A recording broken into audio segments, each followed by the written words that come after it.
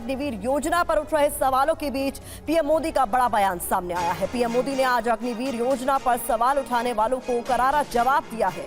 PM ने कहा कि अग्निपथ का लक्ष्य सेना को युवा बनाना है, लेकिन आरोप लगाने वाले सैन्य सुधार पर भी झूठ की राजनीति कर रहे हैं। जो सवाल उठा रहे हैं, उन्होंने सेना के नाम पर हजारों करोड़ के घोटाले किए। पेंशन बचाने के लिए अग्निवीर योजना लाने का आरोप गलत है, ये भी पीएम मोदी की ओर से कहा गया।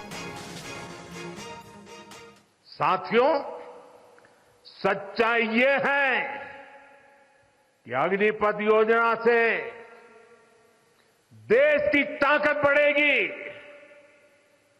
और देश का सामर्थ्यवान युवा भी मातृभूमि की सेवा के लिए आगे आएगा। प्राइवेट सेक्टर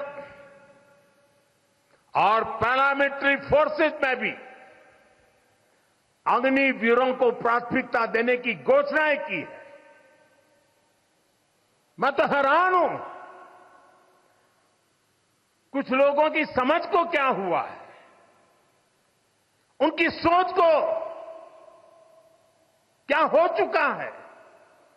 ऐसा भ्रम फैला रहे हैं कि सरकार पेंशन के पैसे बचाने के लिए ये योजना लेकर आई है। मैं जरा ऐसे लोगों की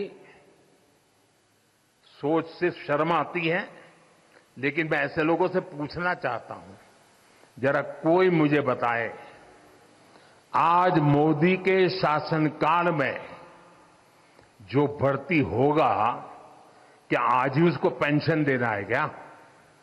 उसको पेंशन देने की नौबत 30 साल के बाद आएगी, और तब तो मोदी 105 साल का हुआ होगा, और तब न भी मोदी की सरकार होगी। क्या मोदी जब 105 साल का होगा, 30 साल के बाद जो पेंशन बचेगा, उसके लिए मोदी ऐसा राजनीतिक है जो आज गाली खाएगा?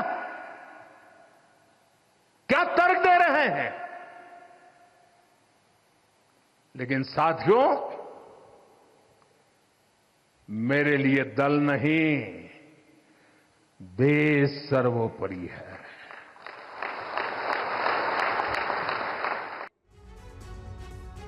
तो अग्निपथ योजना को लेकर प्रधानमंत्री नरेंद्र मोदी का ये बड़ा बयान। आज करगिल विजय दिवस हम सब मना रहे हैं और हमारे साथ इस स्टूडियो में बहुत खास मेहमान मौजूद हैं। सबसे पहले मैं ब्रिगेडियर शरदेंदु से आपका तारुफ कराना चाहूंगा, क्योंकि ब्रिगेडियर शरदेंदु 1999 में हुआ करते थे मेजर शरदेंदु, और लखनऊ से उन्हें जम्मू भेजा गया था। शरदेंदु जी, करगिल विजय दिवस पर हम बात करेंगे, लेकिन पहले ये जो बयान आया अग्निपथ योजना को लेकर कि पहले कैसे सेना के नाम पर हजारों करोड़ के घोटाले होते थे, और अब जब सेना को मजबूत बनाने की कोशिश की जा रही है, अग्निपथ योजना के जरिए युवाओं को लाने की कोशिश की जा रही है, तो झूठे आरोप लगाए जा रहे हैं। कैसे आप देखते हैं पीएम के इस बयान को?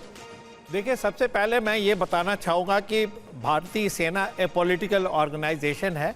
वो तमाम तरीके के पॉलिटिकल बयानों से दूर रहती है और उसका सिर्फ एक मकसद है, अपना प्रोफेशनलिज्म को एक्सीलेंस की तरफ ले जाना, और जो देश की जिम्मेदारी उनके कंधों पे है, जिसमें कि बॉर्डर की सेफ्टी, सिक्योरिटी और सॉवरेनिटी को मेंटेन करना, और इंटरनल सिचुएशन में अगर कोई तब्दीली आती है या डिस्टर्बेंसेस होते हैं तो उसको कंट्रोल करना। तो इस मकसद के तहत हिंदुस्तान की सेना काम करती है, और सेना हमेशा से पॉलिटिकल झुकाव या पॉलिटिकल अलाइनमेंट के खिलाफ रही है। वो अपना एक अलग अस्तित्व है। उसके सर्वोच्च कमांडर देखिए प्रेसिडेंट ऑफ इंडिया होते हैं, जो कि ए पॉलिटिकल ऑर्गेनाइजेशन। तो इस मुद्दे के तहत इस ट्रेडिशन को फॉलो करते हुए हिंदुस्तान की आर्मी काम करती है। और जहां तक तमाम स्कीम का सवाल है, जहां तक अग्निवीर का सवाल है, इस पे डिबेट जारी है। सारे मेरिट्स एंड डीमेरिट्स पे काम हो रहा है और एक सोच उभर के सामने आ रही है।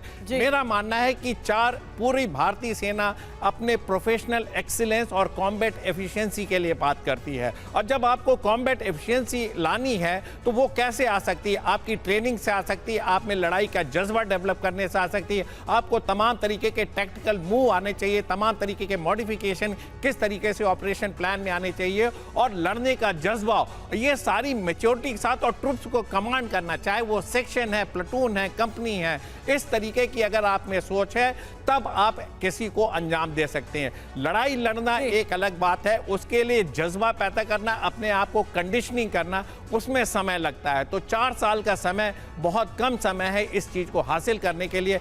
तमाम तरीके के हाईटेक इक्विपमेंट आ रहे हैं, तमाम तरीके की लड़ाई लड़ने की विधाएं बदल रही हैं। तो मेरा मानना है कि यह समय कम है। अग्निवीर की जो योजना है, इसको अब समय है रिव्यू करने का। जो बेहतर सिस्टम है उसको लाइए। हिंदुस्तान आर्मी को अगर यंग करना है तो साथ में हमें उसे रण कौशल भी बनाना है, हमें रिजल्ट देना है, हमें ऑब्जेक्टिव पे फतह करना होता है। लिहाजा उसके लिए क्या बेहतर है, 4 साल का सोल्जर या 10 साल का सोल्जर या 15 साल का सोल्जर जिसको तमाम तरीके का एक्सपीरियंस है। एक सोल्जर को बनने में काफी समय लगता है, उसकी कॉम्बैट एफिशिएंसी को बढ़ाने में वो इंच दर इंच आगे बढ़ता, और साथ में एक कंडीशनिंग होती है।